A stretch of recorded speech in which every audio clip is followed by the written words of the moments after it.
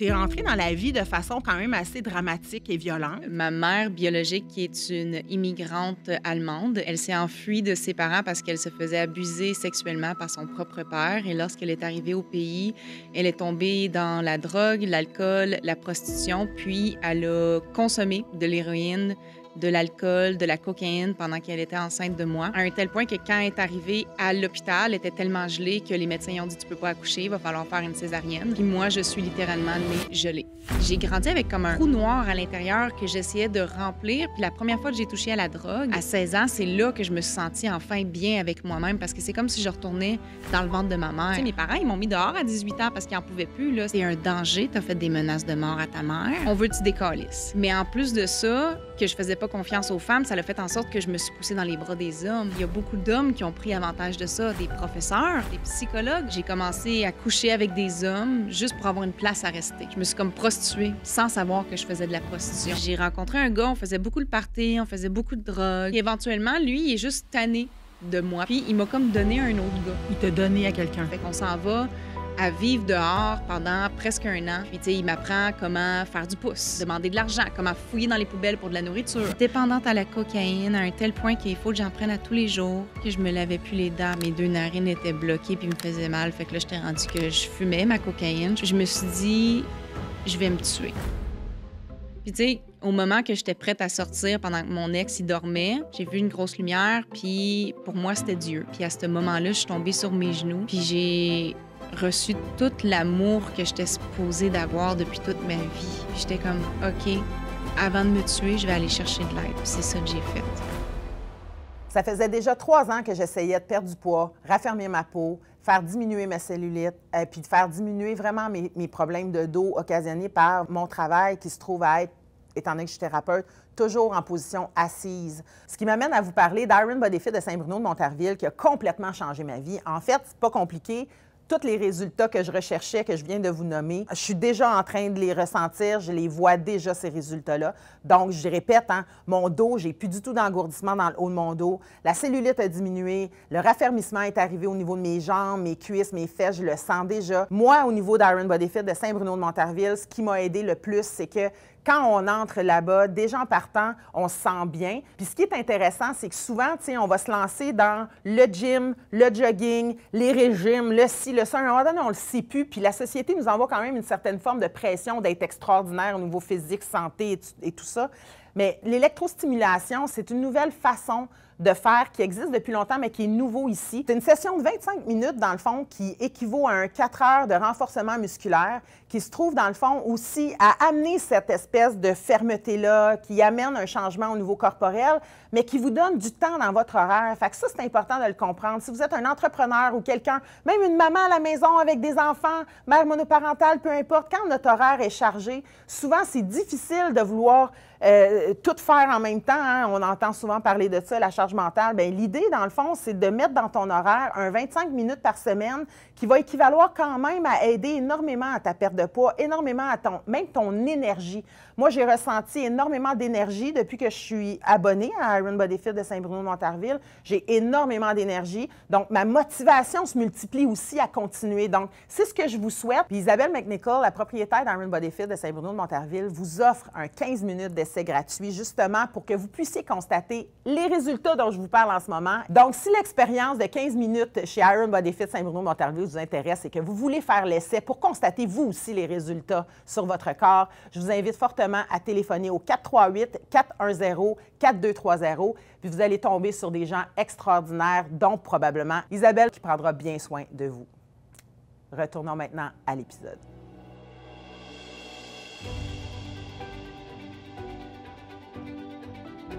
Salut Gabi.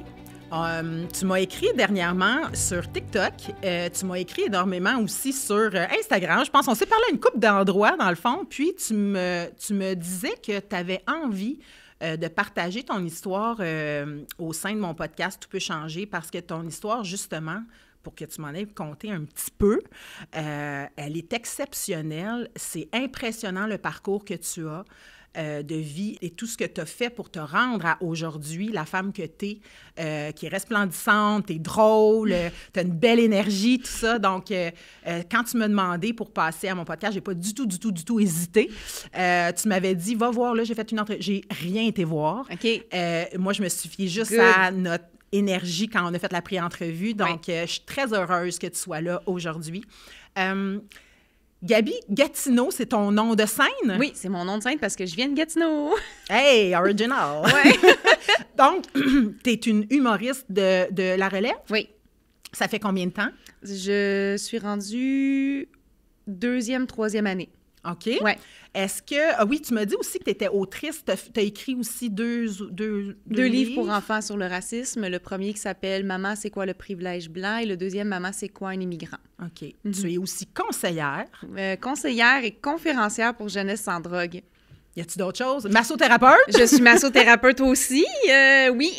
Donc, c'est quand même assez impressionnant parce que là, les gens ne le savent pas, mais tout au long de l'entrevue, ils vont découvrir par où tu es passé, puis aujourd'hui, justement, de quelle façon tu t'épanouis, puis de quelle façon tu te rétablis, un jour à la fois, bien sûr, de la toxicomanie, l'alcoolisme et toutes les autres choses. Puis je veux le mettre sur la table, bien qu'on n'en parlera pas tout de suite, parce que je veux vraiment qu'on prenne le temps de partir du départ. Mais tu te nommes comme étant pas juste ça, mais une codépendante, dépendante affective, toxicomane, alcoolique. Mon Dieu, tout ce qu'il y a sur le côté de la liste addiction, là, je suis là-dessus. Tu coches tout. Je coche tout. Mais on n'oublie pas que tu es tout l'autre côté lumineux aussi. Oui. Donc, oui, toutes ces choses-là ne m'empêchent pas d'être une bonne personne. Exactement. Ouais. En fait, c'est clair que tu en es une. C'est rare que je me trompe côté feeling. Merci. Donc, j'aimerais ça qu'on commence, si tu es d'accord, par ton début de vie. Exceptionnellement, comparativement à plusieurs personnes, toi, tu es entrée dans la vie d'une façon quand même assez traumatique, traumatisateuse. Non, oui. je dis n'importe quoi, mais... Toutes ces choses-là. Donc, tu es entrée dans la vie de façon quand même assez dramatique et violente. J'aimerais ça que tu puisses justement mettre la table là-dessus parce que ça a quand même déterminé beaucoup de choses pour la suite. Mon Dieu, ça a déterminé toute ma vie. À cause de la manière que je suis née, de la manière que j'ai été créée. Ma mère biologique, qui est une immigrante allemande, est arrivée au pays, ne pouvait pas s'occuper de moi. Elle s'est enfuie de ses parents parce qu'elle se faisait abuser sexuellement par son propre père. Et lorsqu'elle est arrivée au pays, elle est tombée dans la drogue, l'alcool, la prostitution, puis elle a consommé de l'héroïne, de l'alcool, de la cocaïne pendant qu'elle était enceinte de moi, à un tel point que quand elle est arrivée à l'hôpital, elle était tellement gelée que les médecins ont dit « Tu peux pas accoucher, il va falloir faire une césarienne ». Puis moi, je suis littéralement née gelée. Puis j'ai eu beaucoup de séquelles, énormément de séquelles qui m'ont suivi toute ma vie, qui me suivent encore, malheureusement. Mais c'est des séquelles du sens que dès que je suis née, j'étais en sevrage. Oui, c'est ça. Hein? Problème de mobilité en étant bébé jusqu'à l'âge adulte, même. Je régurgitais énormément. Tu sais, les bébés, ça a un petit vomi, mais moi, c'était comme genre des exercises, là, comme exerciser, là, whatever. Là, j'étais comme... On attaque! C'est un projectile, là. Je comprends. Puis... à part de ça, problème de santé mentale, énormément des psychoses, énormément quand j'étais ado. Même petite? Oui, ado, petite et ado. OK. Puis il faut pas oublier la douleur de l'abandon, la blessure de l'abandon que j'ai vécue en étant un fœtus. Parce que pendant 9 mois, tu sais, une femme enceinte, ça s'occupe de son bébé. Je vais bien manger, je vais faire attention, je vais arrêter de travailler, je vais faire toutes les choses que je devrais faire. Il y a de la bienveillance. Exactement. Ça, tu parles à ton bébé, tu as hâte de le voir. Puis ben moi, j'étais un accident. Et ma mère était prostituée, elle a continué à travailler, elle a continué à consommer pendant les 9 mois, pendant qu'elle était enceinte de moi. Puis moi, j'ai pas eu d'amour pendant ces 9 mois, fait que j'ai eu une grosse douleur de l'abandon à ce moment-là, qui a fait en sorte que je me détestais, j'avais peur de me faire abandonner, puis j'abandonnais tout le monde avant qu'eux, ils m'abandonnent. Tu sais, je voulais tellement me faire aimer que je donnais la responsabilité aux autres de m'aimer fort pour que je sois capable de m'aimer après ça. Puis c'est quand même quelque chose qui est normal. Moi, je le vois régulièrement dans mon bureau, le besoin d'être pris en charge, le réflexe de vouloir être pris en charge parce que la mère ou le père ou les deux ne l'ont pas fait, tu sais. Fait qu'il y a comme cette affaire-là que je comprends, là, que est-ce que ça s'est perpétué dans tes relations aussi, sans qu'on aille déjà là, mais tu as eu ce besoin-là en Oui. choisissant tes partenaires de vie, par exemple? Puis même pas juste avec des partenaires de vie, mais Non. juste avec ma famille adoptive. Tu sais, moi, j'ai été adoptée à l'âge de 2 ans dans une famille portugaise québécoise. Puis eux, ils m'ont adoptée, ils ont changé mon nom, ils m'ont donné tout l'amour. C'est eux, ils ont 5 enfants à eux biologiques, puis moi, je suis la seule adoptée. Puis tu sais, ils m'ont aimée comme si j'étais leur fille, mais moi, dans ma tête, j'étais comme, je suis adoptée, mais je suis ici en attendant que ma mère biologique, elle aille mieux. T'es en attente. OK. Moi, dans ma tête, c'était ça, tu sais. J'étais comme ma mère. Tout le monde me disait ma mère m'a abandonnée, mais je l'acceptais pas. Je disais, mais non. Tu sais, puis je regardais des films de Disney, puis j'étais, moi, je suis une petite princesse. Tu sais, je suis Cendrillon, genre. C'est comme, je suis dans la méchante famille puis éventuellement, je vais tomber sur un prince, puis ma mère biologique va venir me chercher, puis tout va être beau. Tu sais, je vivais un cauchemar, puis j'étais comme, non, dans les films, ça me dit que c'est juste en ce moment. Fait que ça veut dire que je suis une princesse. Tu sais, je suis comme le petit vilain canard. Tu sais, si je viens d'un signe, ça veut dire que ma mère, c'est un signe. Fait que ça se peut pas que ma mère m'ait abandonnée, ça se peut pas que ma mère soit une prostituée, ça se peut pas que toutes ces choses-là méchantes qu'on me dit, ça soit vrai. Fait que je voulais pas l'accepter. Fait que moi, j'acceptais pas que mes parents adoptifs, ça soit mes parents.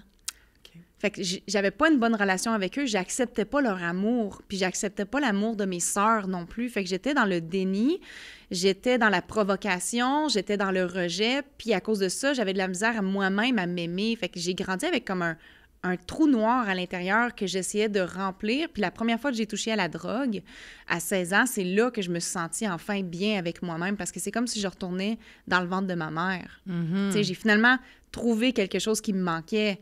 Puis j'étais comme, j'ai plus besoin de penser, j'ai plus besoin de souffrir, j'ai plus besoin de me poser ces questions-là, parce que la drogue m'apportait une pause dans mon cerveau à ce moment-là. Tu sais, dans le fond, ce que j'entends, c'est que dès ta naissance, tu avais des croyances comme quoi tu méritais pas l'amour, tu n'avais pas de valeur et tout ça, puis ça s'est perpétué dans ta vie après, même avec tes parents biologiques. Oui. Pas biologiques, excuse-moi, Adoptif. Exact. Ouais. OK. Donc, puis ça, est-ce que tu vis encore avec ce genre de croyances-là? Puis maintenant. Non? Puis maintenant, parce que j'ai tellement travaillé sur moi, puis j'ai accepté d'où ma mère venait, pourquoi elle a consommé. Tu sais, j'ai compris plus tard qu'elle s'est faite agressée par son père. Ça, c'est des choses qu'on m'avait pas dit, parce que même mes parents adoptifs le savaient pas.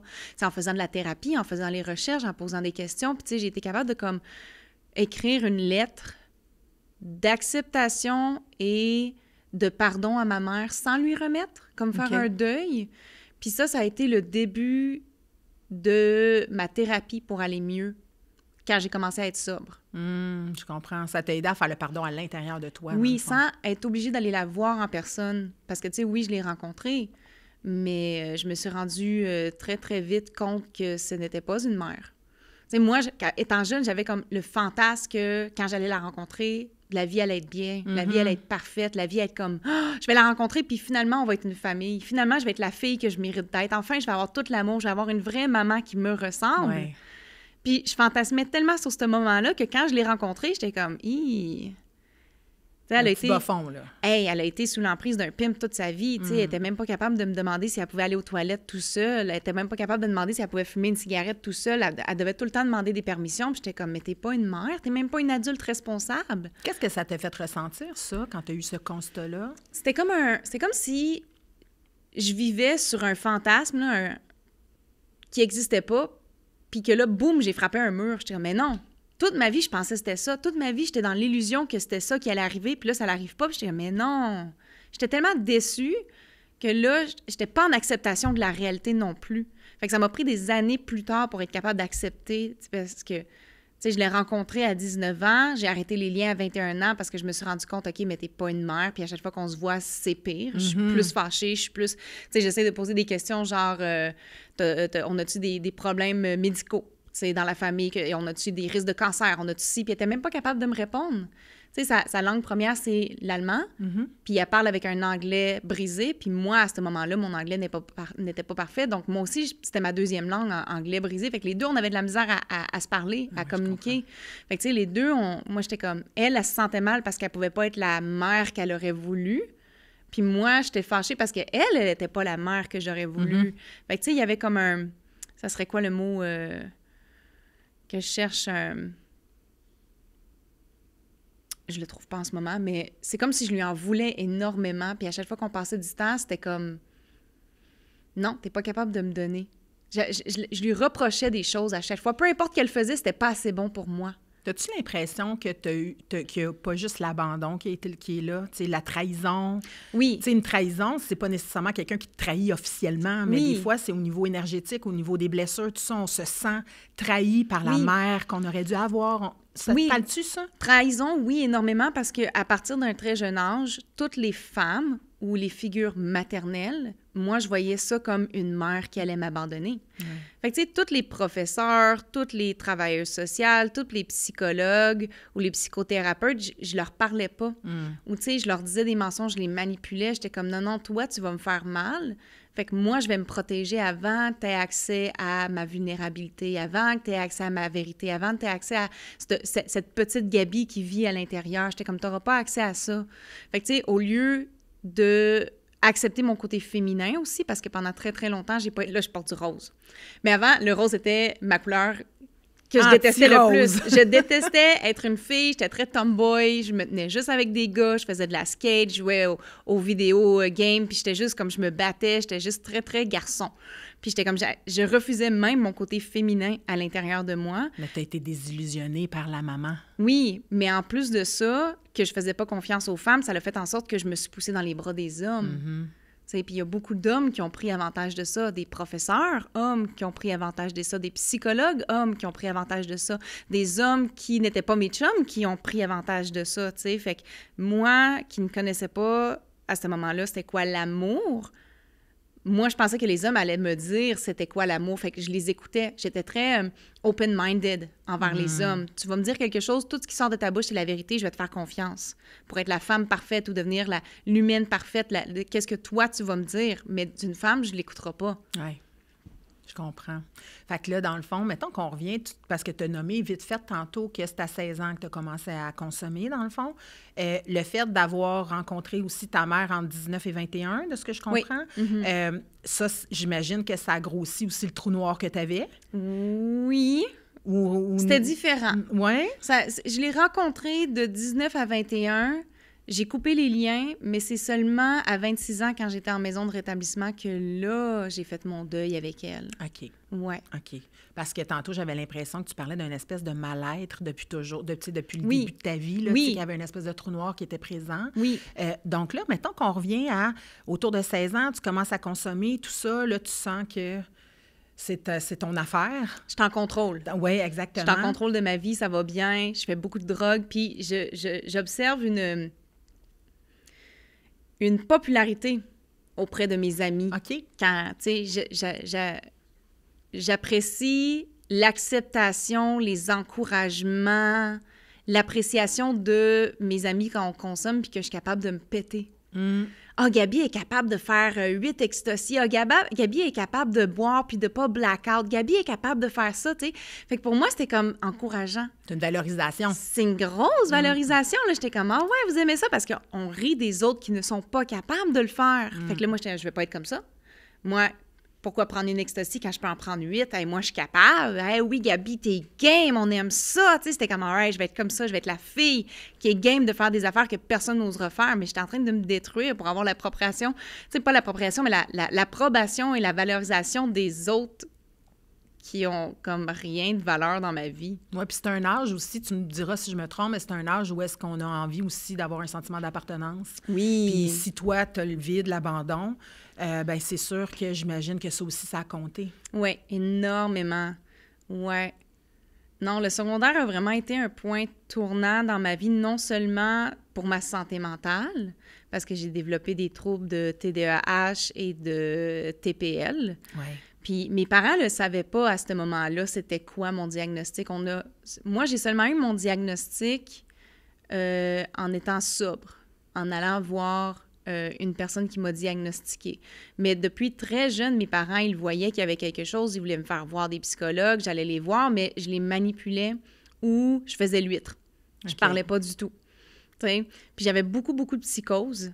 Puis mes parents, ils m'en parlent des fois des choses que j'ai faites, puis je m'en rappelle pas. OK. Je me rappelle même pas d'avoir fait ces choses-là terribles. Mes parents, là, je l'en ai fait souffrir, là.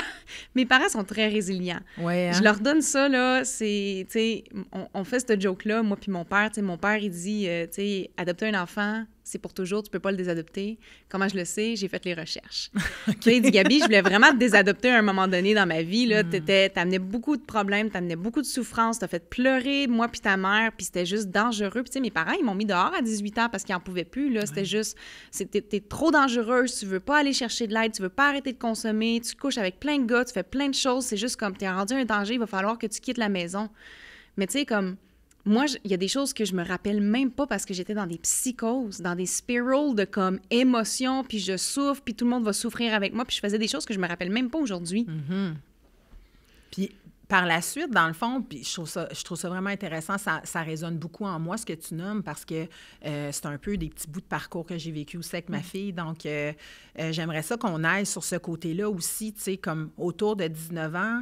Qu'est-ce qui se passe? Parce que je sais qu'à un moment donné, peut-être que c'est pas le bon âge que je te donne, mais ramène-moi, là, à quel moment où est-ce que tes parents, justement, ont décidé de se choisir pour survivre? Eux autres aussi survivaient, là. Dès que j'étais majeure, légale et vaccinée, à 18 ans. Qu'est-ce qui s'est passé, puis comment ça l'a affecté ta personne, puis qu'est-ce qui s'est passé aussi au niveau de la consommation, puis des débuts de ta vie en dehors du foyer familial? Parce que ce que je comprends, c'est que tu n'es pas resté là. Non, c'est ça. Ben, tu sais, mes parents, de 16 ans à 18 ans, ils ont essayé de m'aider du mieux de leur capacité.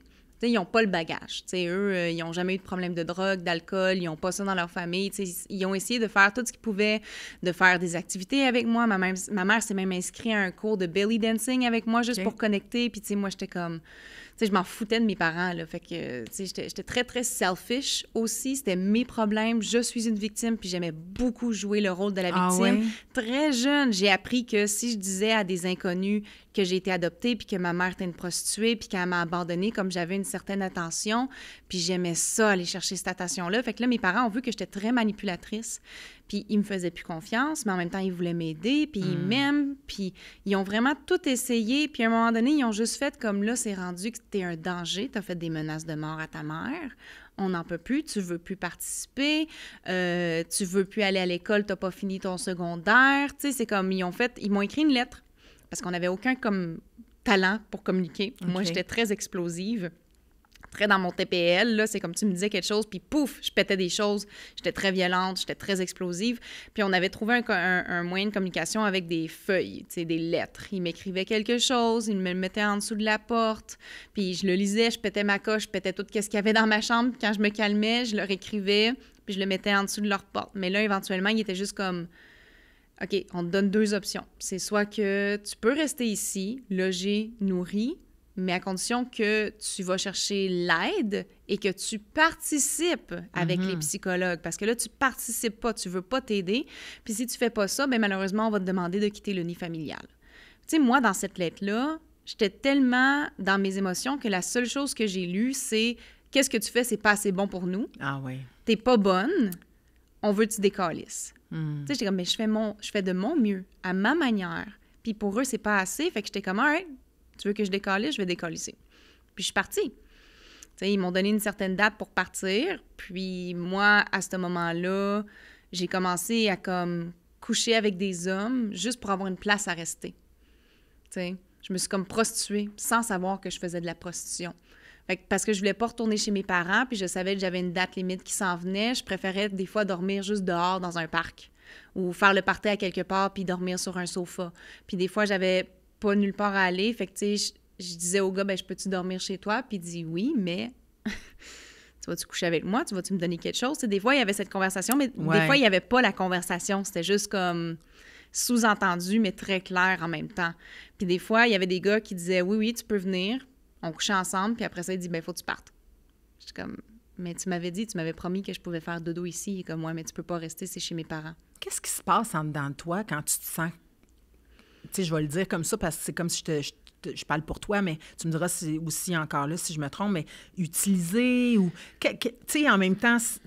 Tu sais, comment tu te sens là-dedans quand tu vois que le gars, il veut que tu t'en ailles après, quand tu sens que les parents te mettent dehors, là, mais que tu t'auto-mets dehors en même temps parce que tu es en réaction, tu te retrouves à squatter ici et là, mais là, tu me parles de prostitution, mais tu ne demandes pas d'argent? Ouais. Hein? Tu sais, moi, je Ouais. disais ça souvent, me suis prostituée pour de l'amour, avoir su, j'aurais chargé. Ouais. Je dis souvent ça. C'est bon, on va se le dire, c'est de l'humour, là, même Oui, si c'est un sujet. mais c'est vrai, c'est ça. c'est ça. Qu'est-ce que tu ressens de te promener comme ça d'une place à l'autre, puis de ne pas sentir cet amour-là? Parce que, ou es-tu consciente de ça? Je suis pas consciente, mais en même temps, je me dis que I'm doomed. Tu sais, c'est ça ma vie.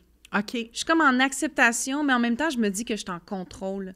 J'ai une illusion de contrôle parce que c'est moi qui décide de coucher avec telle personne. OK. C'est moi qui décide de trouver une place à rester pour ce soir. Tu sais, c'est comme... On dirait que j'étais tellement dans la fausse image de contrôle que tout le temps, je me disais, c'est moi qui ai le contrôle, c'est moi qui décide. Fait que tu as un discours de victime, mais tu te fais croire que tu te contrôles. Oui. C'est quand même intéressant. Oui, c'est ça. Parce que les deux ne vont pas ensemble. Non, c'est ça. Mais tu sais, je le disais que j'étais une victime. Fait que tu sais, j'étais très manipulatrice avec ça. Mais en même temps, j'étais comme... Mais dans ma tête, j'étais très libérée. Je peux faire ce que je veux. Tu sais, là, je commence à être une adulte. J'ai 18 ans, là. Ouais. Là, je peux acheter de la drogue. Non, pas de la drogue. L'alcool, si on veut. Tu sais, légalement, toutes ces choses-là. Puis c'est comme là, je suis libre. Je suis plus sous le contrôle de mes parents. Parce que moi, dans ma tête, je suis sous le contrôle de mes parents. Fait que là, je peux faire ce que je veux. Là. Je peux coucher avec tel gars. J'ai pas besoin de mon père qui va dire « Ah, t'as pas le droit d'amener tel gars à la maison » ou faire ci ou faire ça ou de me faire de la morale. Je peux faire ce que je veux. Puis tu sais, je suis très sexuelle. Fait que tu sais, je vis ma sexualité très, très librement. Puis tu sais, c'est très encouragé envers les gars qui aiment ça aussi. Fait que comme les gars vont m'encourager à vivre cette sexualité-là parce qu'ils veulent la vivre avec moi aussi. Ouais. Tu sais, il n'y a pas personne qui est comme « Gabi, tu risques de le regretter plus tard. Gabi, qu'est-ce que tu fais? C'est de la prostitution. Gabi, fais attention, tu pourrais attraper des maladies, tu pourrais faire ci, tu pourrais faire ça, tu sais, tu pourrais te retrouver morte dans un ditch. Il y a ça Mais aussi. aurais-tu écouté si on t'avait dit ça? Non, vraiment pas. Mais vraiment pas. Mais tu sais, j'étais Ouais. comme tellement dans l'illusion de « je suis en contrôle », mais je ne l'étais pas vraiment. Ouais.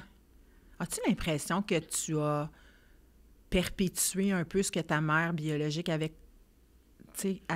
instauré dans sa propre vie? Je m'étais dit que si je viens d'une personne comme ça, c'est que je vais devenir une personne comme ça. Ah, OK. Tu sais, je me suis dit, ben ça, c'est mon sang. Tu sais, moi, j'avais beaucoup d'importance sur d'où tu viens, ton ADN. Tu sais, je suis comme, OK, moi, je vis dans une famille portugaise. J'ai le dernier nom portugais, mais je suis pas portugaise. Tu sais, fait que je peux pas être une portugaise. Fait que je devrais pas le dire avec fierté que je suis portugaise. Là, aujourd'hui, je le dis. Tu sais, oui, j'ai grandi dans une famille portugaise. Oui, je suis portugaise. Tu sais, Ouais. même si mon sang ne l'est pas, au fond de moi, je suis portugaise, là. Tu sais, même si je suis allemande, mais portugaise aussi. Mais tu sais, avant, c'était comme, je viens d'une mère prostituée, c'est ça mon destin. C'est ça que je vaux pas plus que Ah, c'est elle. OK. Ouais, Donc, ta valeur, elle est moindre. ouais. Mhm. Je ne pensais pas que j'avais le droit de respect, d'amour, tu sais, de toutes ces belles choses-là. Je ne pensais pas que j'avais le droit de ça parce que je me plaçais dans une catégorie dans la société que j'étais comme, j'ai pas le droit de magasiner pour des beaux vêtements, j'ai pas le droit, faut que j'aille au Value Village, faut Ouais. que j'aille chez Tigre Géant, chez Walmart, Dollarama, tu sais, j'ai pas le droit d'aller ailleurs parce que ça, c'est du monde qui ont de l'argent, ça, c'est du monde qui ont bien grandi, c'est du monde, tu sais, élaboré dans la vie, puis c'est comme moi, je me gardais dans cette catégorie-là en me disant que j'ai pas le droit. Puis tu sais, en étant sobre, j'ai commencé à magasiner pour des beaux vêtements. J'ai commencé à acheter des beaux souliers, puis des sacoches, puis des choses. J'étais comme... Puis ça m'a tellement fait du bien parce que je pensais pas que j'avais le droit de faire ça. Il y a toute une réparation qui s'est faite. Oui, là, quand on pense qu'on ne mérite pas oui, versus j'ai droit. oui. C'est complètement différent. Hein? Ouais. Fait que là, tu sais, comment ça... Parce que là, tu sais, il y a plein d'affaires qu'on a à dire là, par rapport à ton parcours. Là, c'est comme on dirait que j'ai plein de pop-up. Là, moi aussi, j'ai un petit déficit. Là, tu squattes, tu te promènes d'une place à l'autre. C'est quand les premiers pas dans les histoires amoureuses? Parce que je sais que ton parcours est quand même teinté aussi de violence. Il est teinté de manque de respect de soi. Bien, ça, on en parle depuis tantôt, de toute façon, mais qui va s'aggraver. Ouais. Puis la consommation à travers ça. J'aimerais ça que tu en parles, puis après ça, on va refaire une autre parenthèse sur d'autres affaires, mais tu sais, on va essayer d'y aller pour que le plus de personnes qui nous écoutent aujourd'hui, qui t'écoutent aujourd'hui, soient capables de dire « Wow, tu sais, cette femme-là est passée à travers tellement de choses que pour moi aussi, c'est possible. » tu sais. Ouais. Mes relations avec les hommes ont vraiment pas été évidentes. Puis pendant des années, puis même en étant abstinente et sobre, ça m'a pris du temps à comprendre que j'avais le droit de me faire respecter, que j'avais le droit à ma parole, que j'avais le droit de dire non, que j'avais le droit de comme me choisir, même en m'étant dans une relation. Puis tu sais, même en ayant 2 parents qui s'aiment, qui sont encore ensemble aujourd'hui, qui sont réussis dans la vie, tu sais, même en ayant un bel exemple d'amour devant moi, je le voyais pas. Ouais. Je comprenais pas. Puis j'ai été beaucoup dans des relations que c'est les hommes qui ont décidé d'être en relation avec moi sans que moi je le veuille. Mais j'avais tellement peur d'être tout seul que je me suis dit, ben c'est ça l'amour. C'est de se faire choisir par quelqu'un et non choisir avec qui on veut être aussi. Tu sais, fait que quand mes parents m'ont mis dehors, j'ai rencontré un gars, on faisait beaucoup de party, on faisait beaucoup de drogue, puis tu sais, j'y avais raconté ma situation. Puis là, j'ai dit, ben à partir de telle date, j'ai plus de place à rester. Tu sais, il dit, ah ben ça tombe bien, moi je retourne à Montréal, viens vivre avec moi, tu vas devenir ma blonde. Puis j'étais comme, OK. Tu sais, je l'aimais pas, je voulais pas, mais j'étais comme, vaut mieux que, c'est ma seule option. Qu'est-ce que je vais faire? Parce que là, je dors dans un parc, je dors ici, je dors là. Des fois, je vais chez mes parents, mais je leur parle même pas. Puis, tu sais, je peux pas, là, l'été va finir, là, le froid va arriver, là, je peux pas continuer à faire ça. Je vais être dans la merde, j'ai même pas assez d'argent pour aller en appartement, puis j'ai jamais vécu en appartement, je sais même pas comment faire. Fait que, tu sais, ce gars-là, il dit, ben là, t'es rendu ma blonde. Je dis, OK. On va à Montréal, puis ce gars-là, il se fait, c'est quoi le mot, évincer de son appartement? Oui, c'est ça. Il se fait évincer, puis on arrive là, puis il n'y a même pas d'appartement, puis on est comme, OK, il dit, ah, t'inquiète, j'ai des amis, on va faire du couchsurfing. Fait qu'on fait du couchsurfing ici, puis là. Moi, j'ai de l'argent dans mon compte. Tu sais, j'ai mon compte épargne que mes parents que moi, j'ai économisé depuis longtemps, depuis que je suis jeune. J'ai 2000 $. 2000 $ quand t'as 18 ans, c'est beaucoup d'argent. Ouais. Surtout, back then, ça valait vraiment plus. Un petit peu plus qu'aujourd'hui, mettons. Caroline. Aujourd'hui, 2000, c'est un loyer. Un mois de loyer. Hey, puis là, tu sais, ce gars-là, il prend un peu en prise sur mon compte en banque, puis on arrive là-bas, puis il dit, ben là, moi, j'ai perdu toutes mes affaires, va falloir qu'on se trouve un appartement, va falloir qu'on s'achète à manger. Moi, j'ai jamais cuisiné de ma vie, je fais des toasts au beurre de peanut, puis du craft dinner, puis du hamburger helper, puis tu sais, je sais pas comment cuisiner, là, je suis tabarouette. Puis là, il est comme, bon, ben on va se trouver un appartement. Il dit, OK, fait que là, on met un dépôt de 100$ sur un appartement, puis là, pendant ce temps-là, lui, il s'en va magasiner, puis il s'achète des vêtements. Pour lui. Pas des meubles, des vêtements. Avec ton 2000. Oui, avec l'argent que moi j'avais. Tu sais, J'étais comme, OK. Puis là, on rencontre des amis à lui, qu'eux, ils revenaient de Colombie-Britannique, puis ils étaient comme, ah, nous, on s'en va cueillir des pommes à Fredericksburg, Cornwall. Est-ce que vous voulez venir? Il y a une grosse opportunité de faire de l'argent. Il a fait, ding! All right, cool, je veux pas rester à Montréal, de toute façon, on n'a pas de place. Puis tu sais, l'appartement, on a mis un dépôt, mais on peut pas le meubler. Puis on n'a pas de job. Fait que, tu sais, j'ai mis un dépôt, mais on n'est même pas capable d'arriver avec le premier mois de loyer pour le payer. Moi, je comprends pas ces choses-là. Lui, il dit, ben on va laisser l'appartement, puis on s'en va ramasser des pommes. Là, j'ai dit, mais là, mon dépôt, tu sais, on s'en fout de ton dépôt. Je suis comme, toi, tu t'en fous. Moi, je m'en fous pas. Mais tu sais, au fur et à mesure, il dépensait des affaires. Puis moi, j'étais comme, l'argent commence à plus être dans mon compte. Fait que là, j'étais comme, OK, ben je vais te suivre parce que si je te suis pas, je me retrouve à Montréal toute seule avec un appartement que je suis pas capable de payer. Puis je sais même pas comment prendre le métro. J'ai jamais fait ça de ma vie. Fait que là, on s'en va à Fredericksburg. On ramasse des pommes. Là, on est sur un paycheck. Lui, il se fait son argent. Je fais mon argent. On a comme un petit chalet qui est payé, fourni pour ramasser des pommes. Puis éventuellement, lui, il est juste tanné de moi parce que la saison des pommes finit genre proche de Halloween. Puis il est comme, mais moi, je vais retourner à Montréal. Puis il m'a comme donné un autre gars. Il t'a donné à quelqu'un. Il m'a donné un autre gars. Tu sais, on ramassait des pommes, puis moi, j'ai décidé de partir. Ces 2 gars-là restaient là. Puis moi, j'ai monté dans un arbre pour écouter ma musique. J'étais tranquille, j'étais comme cachée. Je voulais juste être dans ma bulle. Puis là, éventuellement, je vois les 2 gars revenir. Puis là, je voulais leur dire allô. Bien, j'ai entendu mon nom. Fait que là, je me suis dit, ah, je vais me faire petite, ils vont pas me voir, je vais juste entendre qu'est-ce qu'ils ont à dire. Puis là, la conversation, c'était, ben moi, je l'ai assez fourrée, je suis tannée de la voir, elle a plus de cash, whatever, je veux plus être responsable pour elle. Tu la veux-tu? Toi, tu t'en vas à BC, tu veux-tu la prendre? Il dit, oui, je vais la prendre, pas de problème, je la trouve cute, de toute façon, je l'aime bien. Puis, il dit, OK, parfait. Fait que moi, je vais la fourrer pour une dernière fois ce soir, mais dis-lui pas, OK? Mais t'as pas le droit de la fourrer pas avant que je sois partie. Tu sais, moi, je vois tout ça, mais je comprends pas. Moi, tout ce que je vois, c'est ce gars-là, il m'utilise, il a vidé mon compte. Je l'aime plus. Je l'ai jamais aimé, mais là, je l'aime encore moins. Puis je me dis, là, je me débarrasse de mon problème pour aller vers un gars qui est nouveau, puis je connais pas ses problèmes. Fait que je me dis, lui, ça va être mieux que l'autre. Fait que pour moi, c'est comme un problème de régler, sans que j'ai besoin de faire quoi que ce soit, mais je comprends pas que c'est comme un trafic de personnes qui se passe. C'est clair. Tu sais, je le savais pas. Je savais vraiment pas la gravité de ces choses-là. Fait que, tu sais, moi, je retourne, je vais le voir, je le sais, c'est mon dernier goodbye fuck. Fait que je fais semblant que je le sais pas, tu sais. Puis là, après ça, le lendemain, il dit, bon, ben moi, je me retourne à Montréal, là, tu t'en vas avec lui. J'étais comme, OK. Là, on s'en va en Colombie-Britannique, puis je parle même pas anglais. J'étais comme, yes, no toaster. Tu sais, moi, dans ma tête, le Québec, c'était tout le Canada. Oui, je comprends. Tu sais, j'avais pas réussi ma jeune, géographie, là. Tu sais, oui. C'est ça. Puis là, il dit, Gabi, est-ce que tu sais parler anglais? Je dis, oui, je sais parler anglais. Ça en va là-bas, je parle pas anglais, il faut travailler. On se loue une petite maison, une maison de mobile dans un champ de patates à quelque part. J'arrive à faire un petit peu d'argent puis à apprendre l'anglais très rapidement. Puis éventuellement, ce gars-là aussi, il est tanné de moi. Puis là, il décide qu'il veut partir faire du pouce puis se promener. Fait que là, moi, je vais me retrouver toute seule. Fait que je me dis, ben vaut mieux que je le suive encore une fois au lieu d'être toute seule parce que là, mon anglais, il est pas parfait, je sais pas comment survivre. Fait qu'on s'en va à vivre dehors pendant presque 1 an.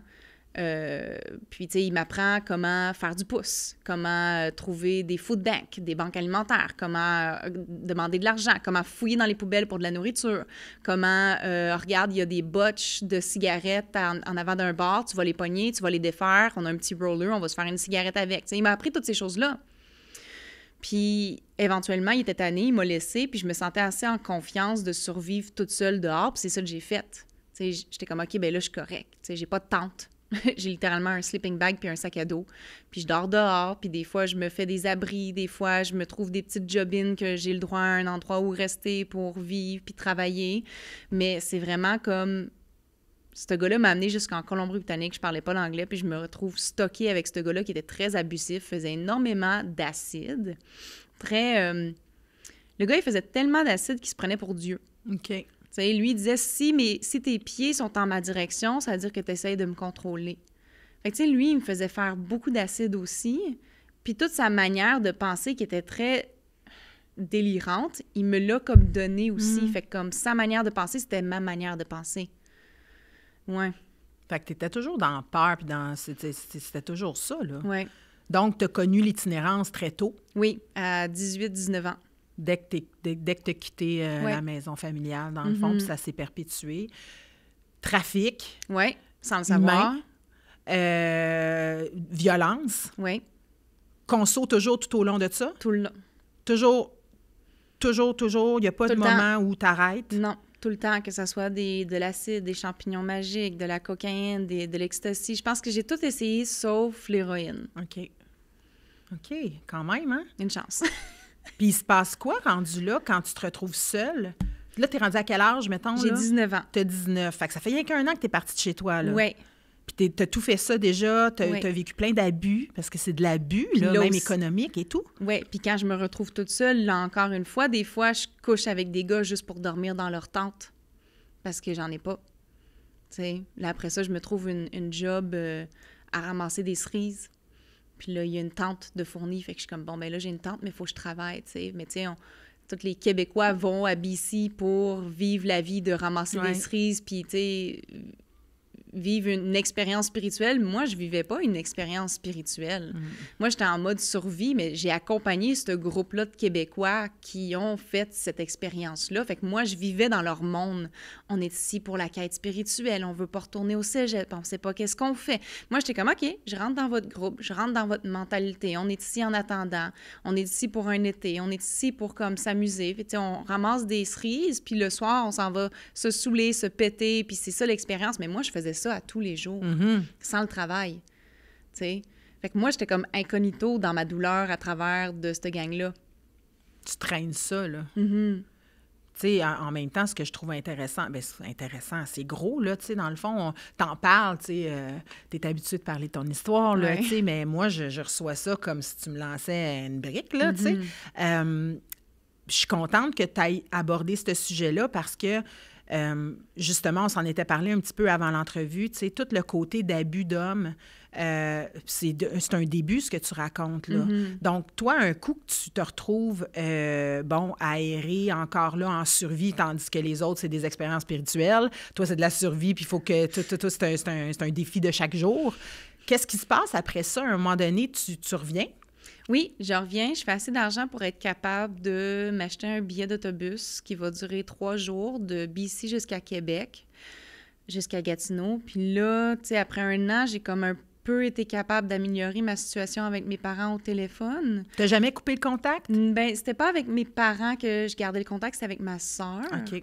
Puis, éventuellement, je disais à ma sœur, ben, tu diras aux parents que je m'ennuie d'eux, puis que je vais bien, puis que j'aimerais ça revenir. Puis, quand j'étais prête à revenir après 1 an, mes parents ils ont dit, oui, tu peux revenir, mais chez nous, c'est nos règles. Fait qu'ils étaient prêts, encore une fois, à me recueillir chez eux, mais fallait que j'aille une job, fallait que je me trouve un appart. T'sais, j'étais là en attendant. Ouais. Parce qu'ils savaient qu'ils ne pouvaient pas me faire confiance. T'sais, c'est comme, tu peux venir, mais faut que tu fasses les choses que tu es supposé faire, sinon tu vas repartir encore. Puis j'étais comme, OK. Fait que je reviens, j'ai 19 ans, je décide de rencontrer ma mère biologique, je me trouve une job, ça va bien, là, je tombe en couple. Puis pendant 6 ans, j'étais avec un gars. Puis on s'achète une maison. Puis on veut des enfants. Puis ça va bien. Attends une minute, là. Pendant 6 ans-là, là, je veux dire, tout le reste n'est pas envolé, là. Non, c'est ça. Mais aux yeux de la société, oui, ça allait bien. C'était cute, c'était beau. C'était beau sur papier. Oui. Mais pendant ces 6 ans-là, j'ai fait souffrir mon ex parce que moi, mentalement, j'allais pas bien. Je buvais énormément. Puis, tu sais, mon ex, à ce moment-là, il était contre la drogue. Fait que j'étais comme, OK, je peux pas consommer. Je consomme en cachette, il le sait pas. OK. Fait que quand je reviens, il faut que je sois plus gelée. Fait que je me faisais des amis, je passais la journée sur l'ecstasy ou je faisais des lignes de coke. Puis quand je revenais, j'étais comme juste saoule. C'était tolérable.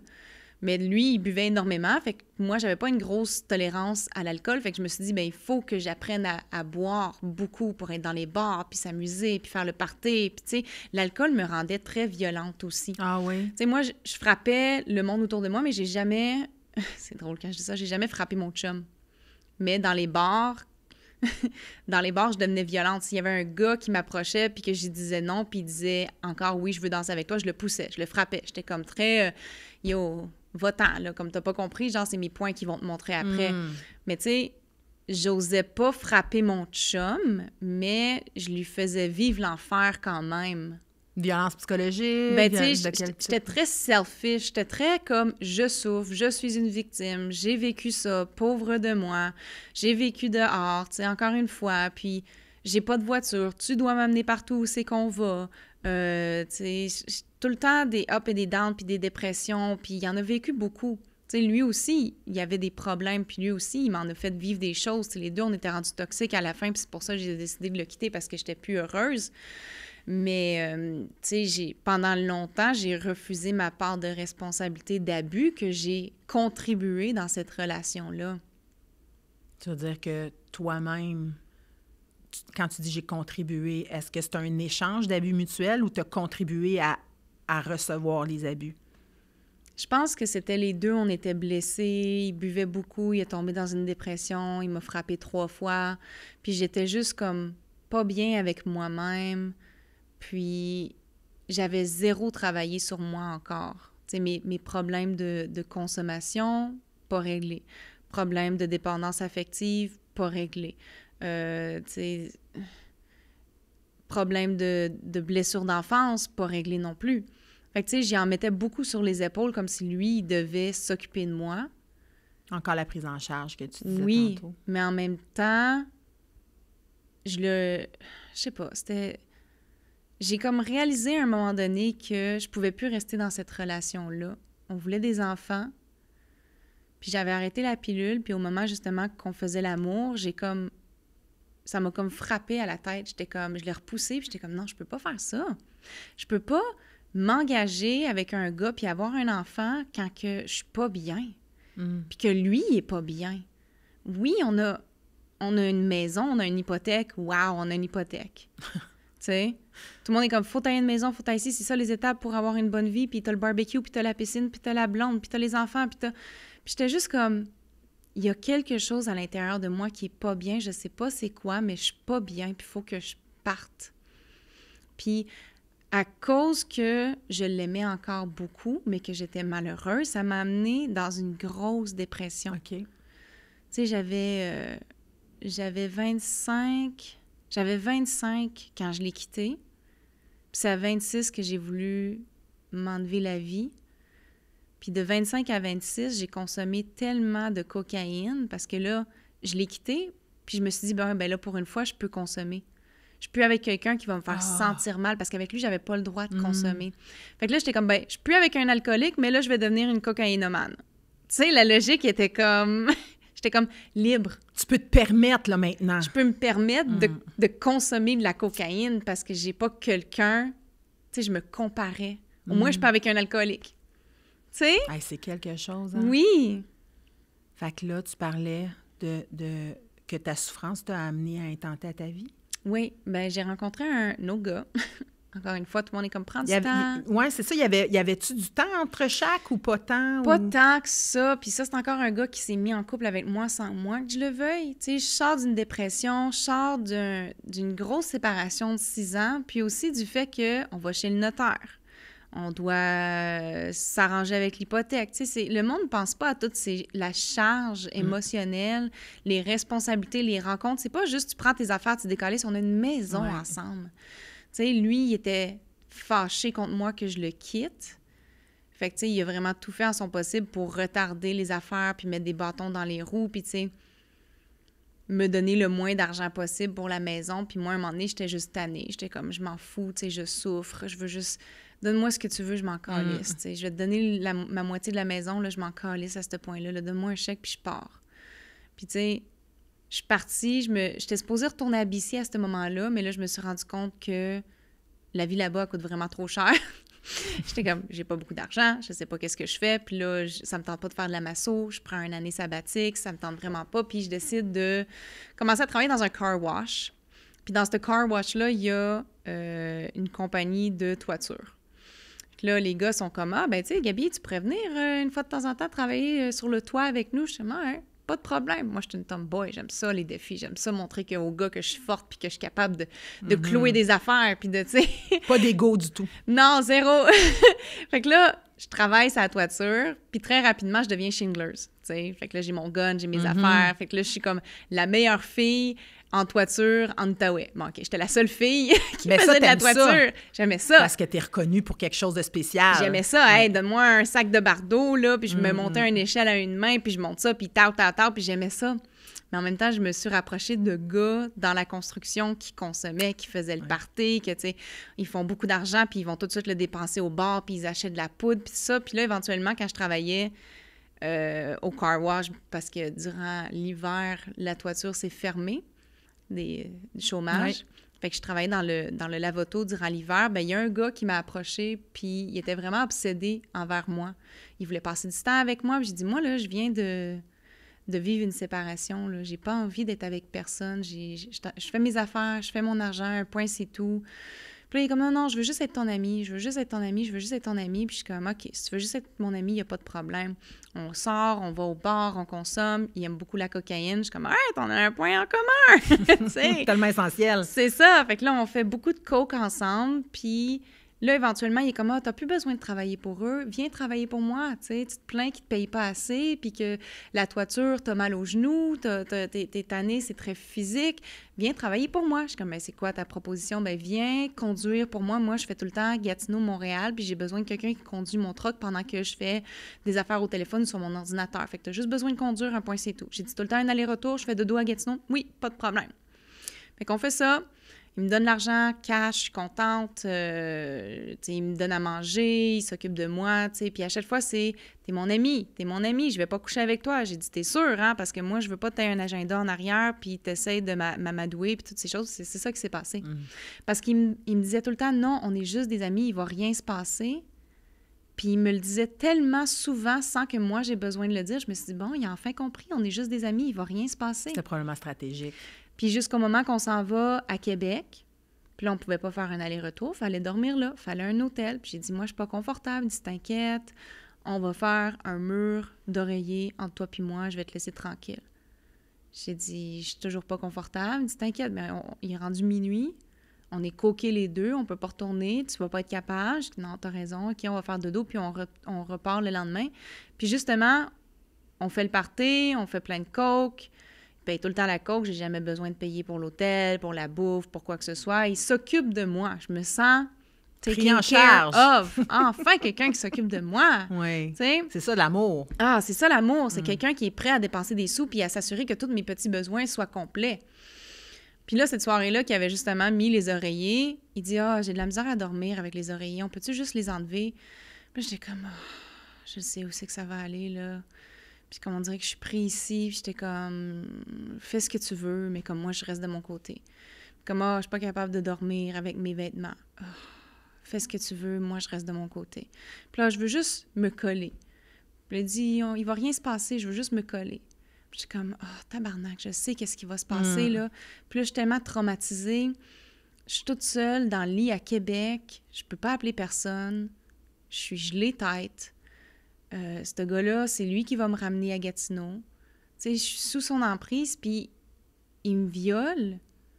Mais c'est pas comme un viol comme qu'on voit à la TV, tu sais. Le monde imagine que quand c'est un viol, c'est non, je veux pas, puis il y a du sang, puis ça va mal, puis je reçois des coups de poing. Moi, c'est comme... Dans ma tête, j'étais comme, mais il avait compris. On était juste des amis, puis j'avais dit que je voulais pas coucher avec. Comment est-ce qu'il peut me faire ça?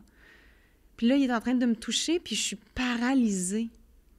Je suis paralysée. Je peux pas bouger. Je suis pas capable de faire quoi que ce soit. Puis je me dis, j'ai peur qu'il me crisse en dehors de la chambre d'hôtel. J'ai peur qu'il me laisse à Québec. J'ai pas d'argent dans mon compte. C'est lui qui contrôle tout. Fait juste le laisser faire qu'est-ce que lui, il veut. Puis on va retourner à Québec, puis à Gatineau, puis j'y parle plus. Puis je l'ai laissé faire, puis je voulais pas coucher avec lui. Puis j'ai été violée. Mais comme dans ma tête, à ce moment-là, je comprenais pas que je me faisais violer parce que j'y ai pas dit non. Mais j'ai pas dit oui non plus. Puis c'est en arrivant, ben on fait la route le lendemain, je parle pas. C'est moi qui conduis, je parle pas. Je suis comme, je veux juste retourner à la maison. Je vais arrêter d'y parler une fois que j'arrive à la maison. Puis comme de fait... Il me dépose chez nous, puis j'y parle plus. J'y parle plus. Puis je suis comme, ce gars-là, il m'a menti, il m'a manipulé, il m'a abusé, il m'a contrôlé avec son argent, puis je veux plus y parler. Puis là, il y avait déjà une emprise sur moi, parce que là, il consommait de la cocaïne avec moi tous les jours, et j'avais plus d'argent parce que je travaillais pour lui. Fait que là, essaye de trouver une job quand t'es coqué. Là, je suis comme, fuck. Puis tranquillement, il revient dans ma vie. Ah, je m'excuse. Tu sais, je voulais pas te faire ces choses-là, je le regrette. Tu sais, toutes les choses que je voulais entendre. Toutes les choses pour que je puisse lui pardonner. C'est comme, c'est pas de ma faute, t'es tellement belle. C'est pas de ma faute, j'ai vraiment de la misère à me contrôler autour de toi, tu sais. Puis en même temps, c'est comme la manipulation dans le sens qu'il me fait sentir comme si j'étais bonne, comme si j'étais belle, comme si on était supposés d'être ensemble. Puis j'étais comme, mais qu'est-ce que tu m'as fait? Je le voulais pas. Ouais. Puis j'étais pas d'accord. Puis tu me l'as fait. Puis je comprenais pas parce que là encore, mon jugement, il était fucké à cause de la drogue, puis à cause que j'étais dépendante de lui, avec l'argent, avec la cocaïne. Puis là, il dit, viens vivre chez nous, je vais m'occuper de toi. Parce que là, j'ai plus d'argent pour payer mon loyer. Puis je déménage chez lui. Puis j'arrête de payer mon loyer. Puis là, je déménage chez lui, mais je veux pas être en couple. Puis je suis pas bien avec cette situation-là. Puis là, je suis rendue sablon. Puis tu as encore peur? J'ai extrêmement peur avec lui. Mais je me dis, ce gars-là va s'occuper de moi. J'ai juste besoin de quelqu'un qui va... Parce qu'il me disait tellement de choses. Il dit, ah, Corneille, c'est ton chanteur préféré? J'ai dit, oui, il a sauvé ma vie pendant que j'étais au secondaire. Je l'ai tellement écouté. Je le connais. Tu vas le rencontrer. Ah, tu veux aller en Allemagne? Tu veux aller en Europe? Je vais t'amener. C'est quand ta fête? Je l'écris dans mon agenda. Fait qu'il me disait tellement de choses que j'étais comme, oh, ça s'en vient. Ces choses-là n'arrivaient jamais. Mais il me disait tout le temps les belles choses que je voulais entendre, puis il m'a vraiment manipulée, puis on faisait beaucoup de cocaïne ensemble. Puis là, éventuellement, je vis chez lui tout seul, je travaille pas, il s'en va à Montréal. Puis là, je vois sur Snap qu'il est au bar de danseuse avec des filles tout nues, puis je suis comme, t'es-tu en train de me tromper? Tu sais? Puis là, il supprime ses affaires, non. C'est dans ta tête. De quoi tu parles? C'est une fille qui avait pris mon cellulaire, qui a mis ses tetons devant la caméra. C'est tout dans ta tête, gaslighting. Puis moi, je savais pas c'était quoi du gaslighting. Je savais pas c'était quoi ces choses-là. Mais j'étais comme, mais j'ai vu ça. Mais si tu me dis que c'est pas ça, je te fais confiance. Tu dis, bébé, je t'aime. Pourquoi je te ferais ça? Voyons. T'sais, quand je vais revenir, parce qu'il partait souvent, comme 2-3 jours, une semaine, quand je vais revenir, je vais t'amener sur une date. Puis on va aller au resto, puis on va faire ça. Puis là, souvent, il m'appelait, il dit, bébé, prépare-toi, mets-toi belle, ce soir, on sort. Puis il savait que j'étais sur le bord de le quitter, là. Mets-toi belle, on sort. Puis là, je me mettais toute belle, toute maquillée, puis je l'attendais sur le sofa. Il dit, j'arrive, je pars de Montréal 2 heures, 3 heures, 4 heures, 5 heures plus tard. J'attends encore, je suis comme, t'es où? T'es où? Il répond pas à son texto. Puis là, dernière minute, il s'est passé quelque chose, je pourrais pas être là. Puis j'étais comme, encore? Je comprenais pas qu'est-ce que je faisais avec lui, mais j'avais tellement peur de le quitter parce qu'il avait pris une emprise sur moi. Puis là, je consommais tellement que j'étais comme, mais je vaux juste ça. Je vaux juste être avec un gars qui me maltraite. Je parle plus à ma famille, je parle plus à mes amis, je fais plus d'argent, je suis dépendante à la cocaïne à un tel point qu'il faut que j'en prenne à tous les jours. Puis quand il était parti, comme je fouillais dans son appartement pour trouver des fonds de sacs séchés, puis j'ouvrais les sacs de poudre, puis je les scrapais avec une carte, puis je me faisais des mini-lignes de sacs de poudre de toutes les couleurs, de la poudre qui était jaune, la poudre qui était verte, la poudre qui était blanche, puis brune, puis dégueu, puis je me faisais juste pour calmer mes tremblements. Tu sais? Puis lui, il voyait rien de ça, il disait « on est juste sur le party ». Je prenais aucune responsabilité, mais je prenais pas la responsabilité aussi que j'aurais pu partir à n'importe quel moment. Ouais. Mais je comprenais pas. Fait que, tu sais, quand il est revenu, je me suis dit, je vais me tuer. Puis je vais me tuer dans son char. Puis je vais me gazer dans son char, puis il va me trouver le lendemain. Parce que je veux que lui, il souffre. Parce que tout ce qui m'arrive, c'est de sa faute. Puis lui, il disait qu'il était supposé me sauver, puis il l'a pas fait. Puis je voulais tellement qu'il souffre à ce moment-là, mais je n'étais pas prête encore à prendre aucune de mes responsabilités sur mes actions puis travailler sur moi. Fait que t'es passé à l'acte? Heureusement, non. Non? Non, je suis encore ici. Non, mais t'aurais pu faire une tentative de passage à l'acte? J'ai fait plusieurs tentatives avant de vouloir me gazer dans son truck. J'essayais de faire des overdoses avec la drogue. Mais tu sais, quand t'es rendu, tu fais un 3,5 de poudre par jour, ton corps, il réagit plus. Tu sais, fait que j'étais comme, ben là, je vais mélanger avec des Advil, puis avec des pilules, puis avec ça, puis avec ci. Puis à chaque fois, je me disais, je vais juste tellement consommer que je vais sentir que mon cœur explose puis partir. Puis je consommais à un tel point que je voulais que ça soit ça. Consommer, c'est du suicide. Oui. C'est pas compliqué, hein? Surtout dans ton cas, tous les choix de vie que tu as pu faire et tout ça, c'est un gros appel à l'aide, puis c'est un suicide lent. En fait, c'est ce que j'entends. Oui. Puis je consommais à un tel point que je me lavais plus les dents parce que mes dents, ils bougeaient, puis ils saignaient, puis ça me faisait extrêmement mal. Je consommais presque plus par le nez parce que mes 2 narines étaient bloquées puis me faisaient mal. Fait que là, j'étais rendue que je fumais ma cocaïne, je faisais de la freebase. Puis je me lavais plus. Parce que moi, dans ma tête, si je prenais un 15 minutes dans la douche, je perdais un 15 minutes de consommation. Fait que je me lavais pas. Je rentrais dans la douche, puis j'étais comme 1, 2, 3, je suis mouillée. Je ressors. Okay. Je me lavais même pas avec un savon. J'étais juste, je suis dans la douche, je ressors, je suis propre. Tu te mouilles. Je me mouille. Puis quand que... je m'en rappellerai tout le temps, là, quand j'ai finalement été chercher de l'aide envers mes parents, puis je leur ai dit j'ai besoin d'aller en maison de rétablissement, puis qu'ils m'ont repris chez eux, puis qu'ils étaient comme enfin, parce qu'eux, ils étaient comme il n'y a plus rien qu'on peut faire. On va la laisser se faire ses affaires. Quand elle est prête, elle va revenir nous chercher, puis là, on va lui donner le temps, puis l'amour, puis tout ce qu'elle a de besoin. Puis je me rappellerai tout le temps de la douche que j'ai pris, la première vraie douche, que j'ai pris le temps de me laver partout. J'étais comme... J'ai oublié c'était quoi me laver. Tu sais, je sais pas si vous allez montrer la photo là, sur le podcast, mais tu sais, il y a beaucoup de monde qui me croit pas jusqu'au moment que je montre la photo. Puis tu sais, c'était en été, puis j'étais tellement blanche parce que je voyais pas l'extérieur, je sortais pas dehors au soleil. Puis j'avais plein de boutons, puis j'avais mon nez qui était extrêmement enflé, très déshydraté, très maigre. Puis quand je me suis lavée pour la première fois, j'étais comme, j'avais oublié c'était quoi se laver. J'étais comme, j'en reviens pas. J'ai dû réapprendre à comme me brosser les dents. Parce que quand je me brossais les dents, ça me faisait mal. Fait que, tu sais, j'ai dû apprendre à me brosser les dents avec une brosse à dents très, très douce.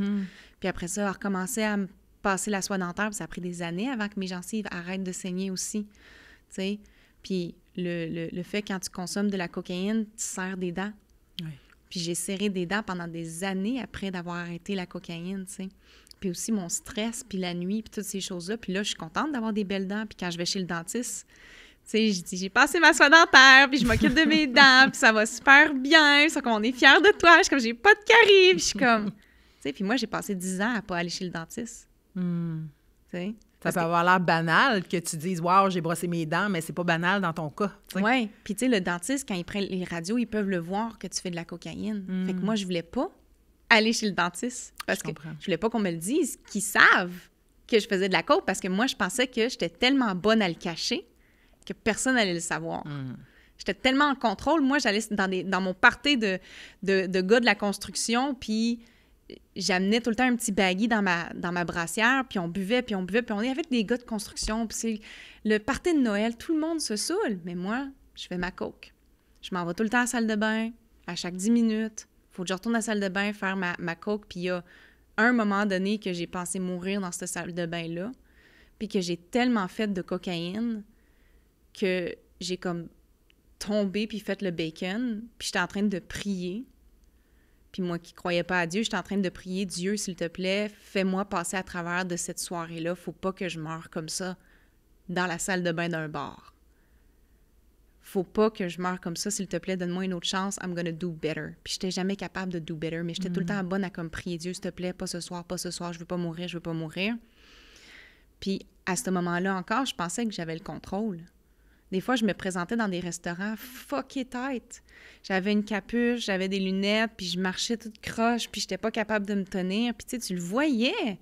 Yo, cette fille-là est fuckée, man, c'est la drogue. Mais moi, dans ma tête, j'étais tellement en contrôle que personne ne pouvait le voir. C'est l'illusion que j'étais en contrôle, mais je ne l'étais pas. Tu parlais tantôt de demande d'aller en traitement, d'aller en thérapie. Puis c'est quoi qui t'a justement amené à admettre que tu étais impuissante devant la conso, puis que le contrôle, bien, ça marchait pas ton affaire, puis que tu étais due là, pour prendre soin de toi? Ça a été quoi le déclencheur? C'est quand j'ai essayé de me suicider, puis que j'ai voulu me gazer dans le char. Ouais. J'avais préparé ma lettre de suicide, puis moi qui n'ai jamais cru en Dieu, parce que j'étais comme, si Dieu existe, il me fait souffrir de même, c'est impossible. Puis tu sais, au moment que j'étais prête à sortir, pendant que mon ex, il dormait, j'ai vu une grosse lumière. J'ai vu une grosse lumière, puis pour moi, c'était Dieu. Puis j'ai comme entendu une grosse voix qui me disait « Gabi, ça vaut pas la peine que tu meurs parce que tu as une belle destinée qui arrive. Il faut juste que tu demandes de l'aide. » Puis à ce moment-là, je suis tombée sur mes genoux, puis j'ai reçu tout l'amour que j'étais supposée d'avoir depuis toute ma vie. Mon mal était parti, mon ego était parti, mon orgueil était parti. Puis c'est là que j'ai eu ce courage-là de comme aller chercher de l'aide. T'as reçu une vague d'amour, dans le fond. Un éveil spirituel. Puis j'avais jamais ressenti cet amour-là avant, une liberté, une légèreté. Puis j'étais comme, OK, avant de me tuer, je vais aller chercher de l'aide. Puis c'est ça que j'ai fait. Puis depuis ce temps-là? Bien, depuis ce temps-là, je suis sobre. Ça va bien. Extraordinaire, puis bravo, parce que t'en es rendue à ta 7e année. Oui. Un peu plus. Je vais avoir 8 ans cet été. C'est exceptionnel. Puis justement, parlons-en de cette sobriété-là maintenant. Ça a été quoi ton parcours à partir du jour 1 de ta thérapie? Bien là, je ne veux pas qu'on donne ton détail de thérapie, mais qu'est-ce qui se passe quand tu décides d'arrêter de consommer? Tu as encore plein de peur, j'imagine? J'ai encore beaucoup de problèmes de comportement et de violence à l'intérieur de moi. Tu sais, là, je suis douce. Là, je suis douce, je suis belle, je parle avec élégance et tout. Mais avant, j'étais une personne très violente, très méchante, très manipulatrice. Puis j'arrive en maison de rétablissement. Puis moi, je suis supposée rester là 3 mois. Puis après 1 mois, la maison de rétablissement dit que je suis rendue un danger pour les autres puis ils me demandent de partir. Oh. Je me bats, je lance des chaises, je fais des psychoses, je fais des menaces, j'écoute pas les professeurs parce qu'on a des classes pour apprendre comment travailler sur nos émotions puis apprendre à s'aimer puis comprendre pourquoi on consomme. Puis moi, je mets mes pieds sur la table, je suis comme « Yo, qu'est-ce que tu vas m'apprendre, bitch? » Et comme... le monde était comme « OK, là, il est rendu un danger pour le monde qui sont ici pour se rétablir. » Ouais. Puis c'est drôle parce que j'ai décidé d'aller chercher de l'aide mais ça devait être à ma manière. J'allais en maison de rétablissement. Encore dans le contrôle. J'étais encore dans le contrôle. J'étais comme, tu sais, oui, OK, parce qu'il t'avait comme des avertissements. Puis après 9 avertissements, tu te faisais kick out. Puis moi, ils m'en ont donné 13. Okay. Exemple, si tu te présentes pas au repas à telle heure pour faire les présences, c'est un avertissement. Si tu fais pas ton lit le matin, c'est un avertissement. Si tu fais pas tes tâches, si tu as des problèmes de comportement, si tu es violente, si tu as des points, c'est des avertissements. Puis là, j'étais rendue à 13. Puis c'est comme tout coché. C'est ça. Là, ils ont dit, là, c'est assez. Là, Gabi, là, on peut plus faire quoi que ce soit avec toi. On a vraiment littéralement tout essayé. T'es un danger pour les autres, tu veux pas t'aider, tu veux pas aider les autres, c'est comme il n'y a plus rien à faire, tu sais. Puis j'ai même fait une psychose en maison de rétablissement, j'ai essayé de me suicider, j'étais prête encore une fois, là, j'étais tellement bonne à essayer de me suicider, on dirait que j'y arrive jamais. Je sais pas qu'est-ce qui se passe, je suis pas bonne là-dedans, mais tu sais... C'est une bonne chose que tu sois pas bonne là-dedans, parce que c'est clairement pas une solution. Non, c'est ça, mais j'étais tellement comme, OK, là, j'ai un mois sobre, mais j'étais encore pas bien à l'intérieur de moi, puis je suis tombée dans une psychose. Puis j'avais sorti mes lampes de rasoir parce que, tu sais, ils te fouillent quand t'es là-bas, tu sais, t'assurer que t'as pas rien de dangereux. Mais moi, j'avais un rasoir, puis je l'ai pété, puis j'avais des lampes, puis j'avais fait une autre liste, une autre lettre de suicide. Puis là, avant de décider de passer à l'acte dans ma chambre, j'ai décidé que j'allais faire un dernier tour, comme à l'extérieur, pour voir le monde, puis tout ça. Puis là, je suis comme tombée sans contrôle. Comme je sais pas qu'est-ce qui s'est passé, mais je me suis retrouvée à terre, puis j'étais comme plus dans mon corps. Puis à ce qui paraît, je suis restée à terre pendant longtemps, puis le monde me cherchait, puis ils ont appelé les policiers, puis ils ont appelé les ambulanciers, puis là, ils m'ont amenée à l'hôpital. Puis tout ce que je me rappelle, c'est des affaires très, très vagues. Quand je tombe dans des psychoses, je comprends pas qu'est-ce qui se passe, puis je vois pas, je suis juste comme dans une bulle. Je suis juste comme dans mon émotion, puis le reste, je le vois pas, je le comprends pas.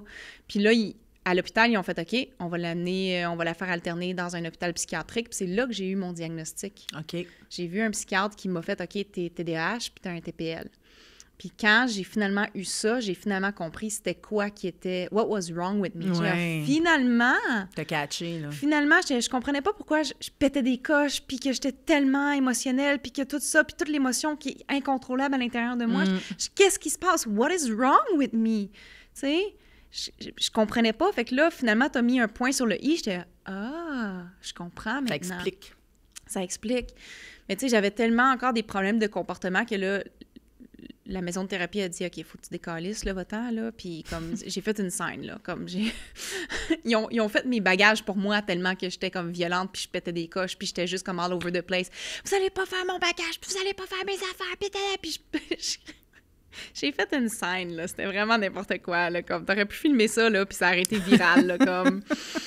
En tout cas, fait que là, mon père, il vient me chercher, puis il est comme... Oh, quoi encore? Moi, je veux pas y dire. Je veux pas qu'il y ait honte de moi. Je dis, c'est eux qui comprennent pas, c'est eux qui veulent pas m'aider. Ouais, t'es dans le stacos, non? Ouais, c'est ça. Mais là, encore là, j'ai frappé un mur. Encore là, je me dis, fuck. Je voulais mourir il y a un mois de ça, puis j'ai décidé d'aller chercher de l'aide. Puis là, j'ai mordu la main qui m'a nourrie. Puis là, je me retrouve dehors, dans la société, où c'est que tout le monde consomme, où c'est qu'il y a de l'alcool partout en publicité, puis que c'est normalisé. L'autobus, Baileys, tu rentres dans un dépanneur, les portes du frigidaire d'alcool, ting, ça fait un bruit, puis ça s'ouvre comme si c'était les portes du paradis. T'es comme, fuck, man, je suis dans la merde, je suis pas équipée pour ça. Eux, ils me protégeaient pendant un mois, puis ils m'apprenaient plein de choses, puis là, je suis pas équipée. Puis c'est là que j'ai revu un ami qui était en maison de rétablissement, puis lui, il faisait du mouvement de narcotiques anonymes. Puis il était comme, Gabi, viens faire un meeting. Je suis comme, je suis pas sûre, je sais pas si j'aime ça, tu sais. Non, viens faire un meeting, fais juste, viens. OK, je vais aller faire un meeting là, dans votre culte de merde. Là. Je suis comme... Là, j'arrive là, c'est comme... Ils disent des affaires spirituelles. Je suis comme, c'est un culte. C'est un culte. Une belle secte. C'est un secte. C'est une secte. Je vais m'asseoir, je vais les observer, puis je vais rire. T'sais, dans ma tête, c'était comme very entertaining. J'étais comme, ouais, vous pensez meilleur, vous pensez ci. Puis j'étais très dans le jugement, puis dans la comparaison. Puis j'étais comme, vous prenez pour qui? Puis tout le monde me donnait des caresses quand on rentrait. Salut, comment ça va? Une caresse. J'étais comme, toi, tu me donnes une caresse, ça veut dire que tu veux m'utiliser. J'étais tellement brisée à ce point-là que si quelqu'un était gentil avec moi, j'étais comme, non, toi, tu veux m'utiliser. Tu veux coucher avec moi? Il y a une crosse en arrière. Et quelqu'un m'amène un café, j'étais comme, c'est quoi que tu veux? Genre, je te suce, genre, fuck you. Tu sais, j'étais tellement dans comme, non, maintenant, là, je le vois, tout le monde essaie de m'utiliser. Fait que je suis comme, yo, pas capable de faire confiance à personne. Puis éventuellement, Narcotique Anonyme est rentré à l'intérieur de moi. Ouais. Est rentré, puis j'ai vu du monde en avant partager, puis raconter mon histoire. Puis c'est là que j'ai fait, je suis pas tout seul. Parce que quand les autres, ils te racontent des histoires que ça n'a aucun rapport avec ta vie, t'es juge. parce que tu ne comprends pas. Mais quand je voyais une femme qui racontait la même vie, qui racontait la vie de ma mère puis de ma vie en même temps, j'ai commencé à pleurer, là, incontrôlablement, là, chaudes larmes. J'étais juste, mais qu'est-ce qui se passe? Comment ça, une personne est capable de me faire pleurer autant? J'ai comme, il y a quelque chose qui se passe à l'intérieur, puis je comprenais pas, mais j'étais, je vais revenir. Puis, OK, ce partage-là, il me parle un petit peu moins, mais lui, il m'a parlé. Puis là, j'ai fait, comme on dit tout le temps dans le parcours de Narcotiques Anonymes, dans les meetings, fait 90 meetings en 90 jours. Fait que pendant 90 jours, j'ai fait un meeting par jour.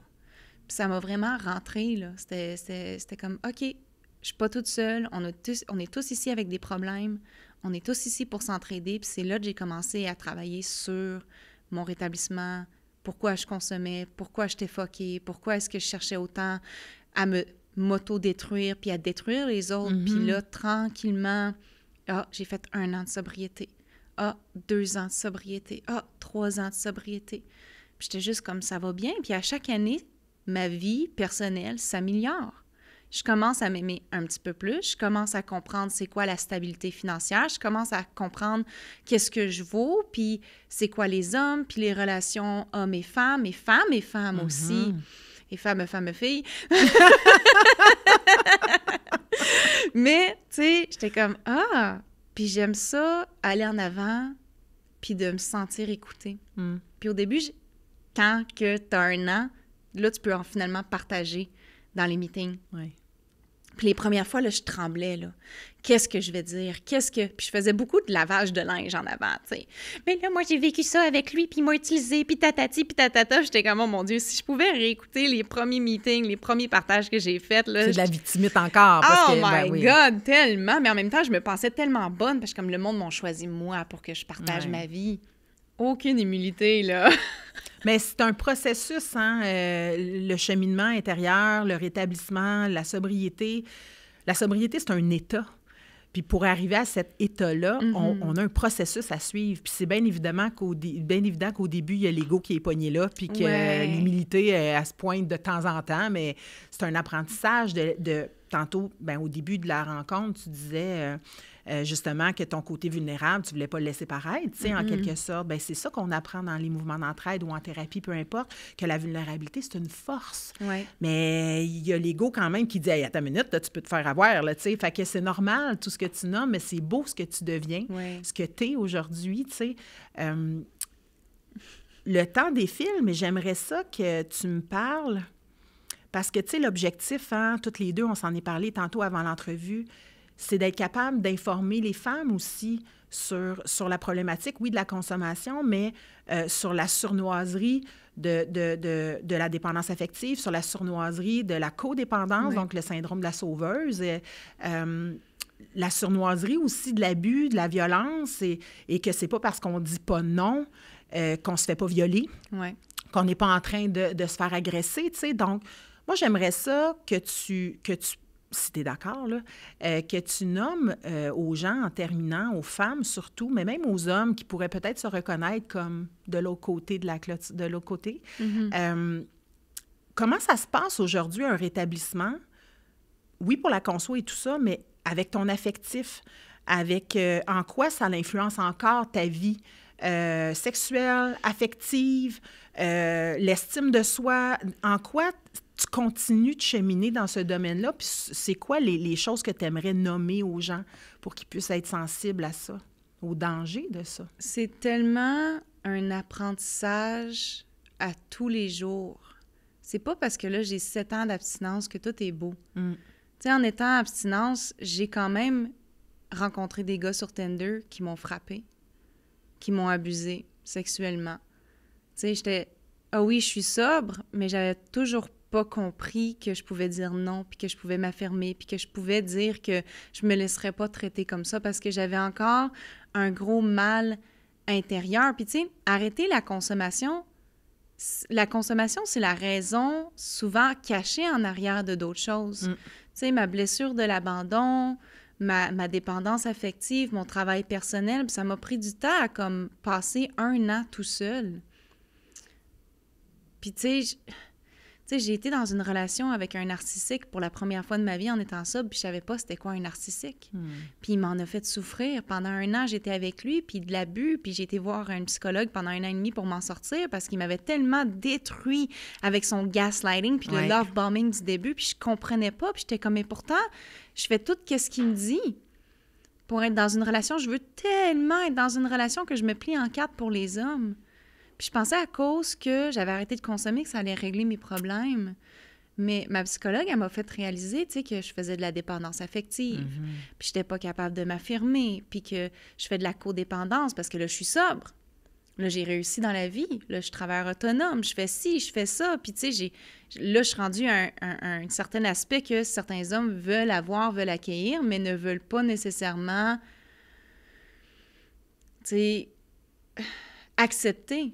Tu sais, j'ai des hommes qui veulent être avec moi en situationship, mais ne veulent jamais être affirmés avec moi en tant que boyfriend, girlfriend, tu sais, parce qu'ils sont comme, mais cette fille-là, elle a tellement un gros bagage. J'aime son attrait, mais je pourrais pas le montrer au monde entier que j'étais avec elle. Ils ont peur. Ils ont beaucoup de peur, ils ont beaucoup de jugement à cause de mon passé, à cause de mon body count, à cause de les abus que j'ai eus, à cause de mon trauma. C'est juste comme, oui, j'apprécie, j'admire ce que t'es, je veux être avec toi, mais le monde autour de moi va me juger, puis je suis pas prêt à le prendre. Puis ça m'a fait réaliser beaucoup de choses sur je ne peux pas me mettre en couple avec quelqu'un qui ne serait pas capable de m'accepter, m'aimer et pardonner mon passé à 100%. Puis de ne pas vouloir me changer non plus. Il y a beaucoup de gars qui sont comme, ben, on va changer ça. T'es cool, mais on va changer ça. Je suis pas un projet. Puis t'es pas mon projet non plus, tu sais. Je cherche quelqu'un qui va être capable de m'accepter, m'aimer, me soutenir, puis ça va prendre du temps. Puis encore aujourd'hui, je suis encore en train de travailler sur ces choses-là, puis j'ai quelques livres qui m'ont aidé beaucoup, comme Yvon Dallaire, L'amour véritable, qui m'a appris c'était quoi l'amour, s'aimer soi-même, ne pas donner la responsabilité aux autres. Tu sais, j'ai lu beaucoup sur la blessure de l'abandon, puis comprendre d'où ça vient. Puis pourquoi j'ai tellement peur d'être abandonnée, de ne pas être aimée, puis pourquoi est-ce que je me plie en 4 pour les autres. Mais aussi, pourquoi est-ce que je ne suis pas capable d'écouter les hommes quand ils me disent « je suis pas prêt à être en couple ». Tu sais, moi, je vois un gars, puis il est mon style, puis ça s'entend bien, puis le sexe, il est bon, puis la communication est bonne, puis tout est beau, puis je suis comme « mais lui, il me dit qu'il est pas prêt, mais moi, je suis prête ». Puis là, la codépendante est comme « mais tu as juste besoin de travailler sur toi. Moi, je l'ai fait, tu peux le faire, mais c'est pas tout le monde qui est capable de le faire. Moi, je me dis « mais si je suis juste patiente, je vais avoir qu'est-ce que je mérite. » Mais si une personne te dit qu'elle n'est pas prête, il faut que tu l'écoutes, puis il faut que tu la laisses. Puis ça, c'est un deuil qui est difficile à faire. Puis je l'ai vécu dernièrement, puis ça m'a vraiment fait de la peine. Puis je me retrouve encore à 34 ans, célibataire, pas capable d'écouter un homme quand il me dit « je suis pas prêt ». Parce que moi, je suis tellement sûre « je veux être en couple ». Que je le respecte pas non plus là-dedans. Puis à la fin de la journée, je me manque de respect. Parce que je perds mon temps, je me blesse les émotions, puis on est de 2 planètes complètement différentes. Puis je peux pas forcer quelqu'un à aller plus vite dans son rétablissement pour être dans une relation avec moi parce que moi, je suis prête. Puis ça, c'est très selfish. Puis c'est ça que j'ai appris aujourd'hui. Tu sais, faut que j'écoute. Si moi, je veux me faire entendre, il faut que j'écoute les autres. Exact. Puis souvent, par exemple, ce que tu nommes, c'est vécu par les gens, justement, qui portent la blessure de l'abandon. Donc, souvent, quand la personne n'est pas disponible, c'est sur ces personnes-là qu'on va focusser parce qu'il y a comme un désir de réparation de la blessure. On devient en attente que l'autre, un jour, dise « ben by the way, finalement, je t'aime parce que t'es trop hot puis j'étais pas disponible, mais t'as tout changé. Donc là, on va réparer notre blessure de l'abandon. » Je veux être la sauveuse. Je veux qu'il soit comme... Tu sais quoi, tu m'as tellement réparé, tu m'as guéri, tu m'as sauvé, je t'aime. Exact. C'est ça que je veux entendre. Mais j'étais comme, mais non. Donc, ton plus gros défi, en terminant, là, c'est quoi ton plus gros défi de quotidien, là, tu sais, qu'il faut que tu restes alerte, qui est relié à la maladie, là, tu sais, là, c'est quoi le plus gros défi? C'est de toujours me respecter et d'être capable de dire non.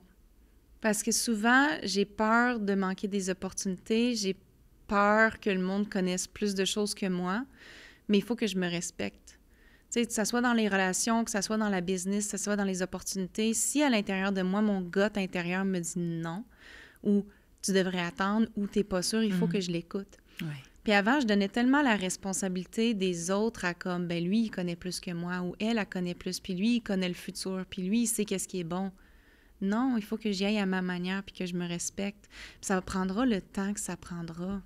Oui. Jusqu'à maintenant, tu es fière de toi? Oui, je suis fière de moi aujourd'hui. Je suis fière d'être ça, mais aussi d'avoir arrêté de jouer la victime, d'arrêter d'être menteuse, d'être manipulatrice, d'avoir un agenda avec le monde. Puis je suis totalement vulnérable, sensible, empathique, compréhensible envers les situations des autres, mais je me vois pas meilleure que les autres non plus. Arrêter de se comparer, c'est difficile. Surtout dans une société, tu sais, comme là, je suis humoriste de la relève, puis je me compare beaucoup aux autres qui ont du talent, puis qui ont des contrats, puis ils ont ci, puis c'est comme, mon parcours est différent. Je vis aussi à Gatineau, la scène est un petit peu moins développée, moins rapide qu'à Montréal, puis c'est comme, c'est correct. Ça prendra le temps que ça prendra. Faut pas que je me force à aller plus vite dans mon rétablissement, que ça soit business ou sobriété, parce que je me compare aux autres. Il faut que I need to trust the process. Oui, exactement. En tout cas, moi, je te trouve très inspirante. Merci. Puis même avant l'entrevue, on a bien ri. Fait que je pense que t'es sur ton X côté humour. C'est une question de temps, je suis convaincue. Juste pour que les gens sachent, on répète que tu es conférencière aussi. Oui. Tu fais des conférences surtout auprès des jeunes, j'imagine, au niveau de la prévention. Bien, tout le monde, en fait. Tout le surtout monde. les jeunes. Je vais dans les écoles secondaires parce que c'est là mon point tournant qui s'est passé. Puis, tu sais, je fais des conférences qui ne sont pas moralisatrices. Tu sais, je leur dis, tout le monde va vouloir consommer. Il n'y a pas de problème à vouloir essayer des choses. C'est juste être conscient d'où vient la drogue, les dangers de consommer, puis de demander de l'aide avant qu'il soit trop tard. Puis c'est ça, je leur explique, que moi, j'ai pas fait ces choses-là, puis que j'ai perdu 10 ans de ma vie dans la consommation, puis que je vis encore de ces conséquences-là aujourd'hui. Alors, allez demander de l'aide avant qu'il soit trop tard. Apprenez à communiquer avant que vous soyez plus capable de le faire. Puis, tu sais, je fais aussi des conférences pour les femmes battues, le monde qui ont vécu des traumatismes, tu sais, des fois dans des camps qui sont un petit peu plus genre religieux ou spirituels pour parler de ma relation avec Dieu parce qu'elle-même, elle s'est développée à mon image. C'est pas celle-là de l'Église, mais à ma manière à moi de le voir. Fait que, tu sais, je fais toutes sortes de conférences différentes, mais tout le temps dans le même but, c'est de développer en étant une meilleure personne. Gabi Gatineau, merci d'être là, d'avoir partagé ton parcours. Moi, je me répète, mais je te trouve inspirante, lumineuse. On te voit, puis je me dis, wow, quel être exceptionnel par rapport à tout ce que tu as traversé versus ce que tu es en train de devenir, parce que ça fait juste continuer. Puis je te souhaite plein d'années encore de sobriété, puis un grand succès pour ta transmission de ton savoir au niveau émotionnel, au niveau du parcours d'humaine. Donc, merci d'être passée ici. Merci, Cathy. Que vous cherchiez à perdre du poids, à raffermir votre peau, à réduire la cellulite, à retrouver un tonus musculaire ou à augmenter votre endurance, Iron Body Fit Saint-Bruno se consacre aux objectifs de chacun de ses membres. Dans une ambiance à la fois chaleureuse et dynamique, nous proposons un entraînement simple et efficace, sans impact sur les articulations. Nos coachs qualifiés vous accompagneront dans la réalisation de vos objectifs et vous pousseront à chaque séance pour tirer le meilleur de vous-même. Un suivi toutes les 6 semaines avec la technologie VizBody nous permettra de vous guider efficacement. Venez profiter d'un essai gratuit et sans engagement au studio Iron Body Fit de Saint-Bruno, situé au 1314 rue Roberval, Saint-Bruno de Montarville. Tout peut changer. Changez votre vie avec Iron Body Fit de Saint-Bruno.